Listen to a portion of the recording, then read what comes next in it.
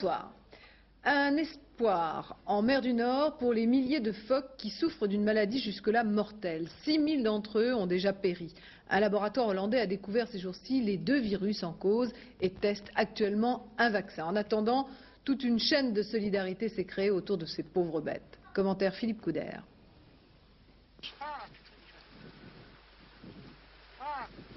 Pour ce Néerlandais, l'espoir vient de renaître. Il s'appelle John de Boer, il a 44 ans.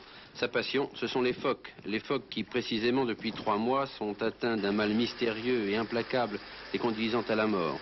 Alors, 2 ou 3 fois par jour, John embarque sur son canot et part à la recherche d'individus malades. Sur la population évoluant au large des côtes hollandaises, plus de la moitié a été contaminée par 2 virus baptisés herpès et picorna.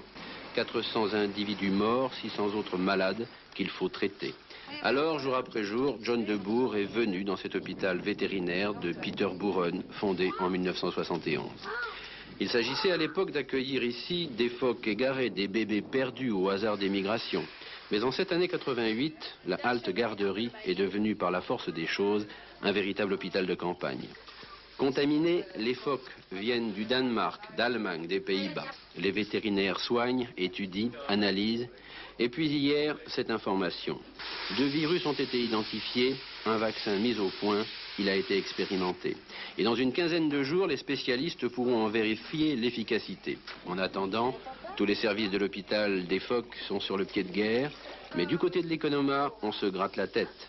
La mise au point du vaccin a coûté très cher, les finances sont en baisse. Il n'en reste pas moins qu'il faut assurer chaque jour la soupe du soir. Aussi, le gouvernement néerlandais vient-il de débloquer une subvention exceptionnelle de 30 millions de francs, en espérant que l'Europe communautaire emboîtera le pas.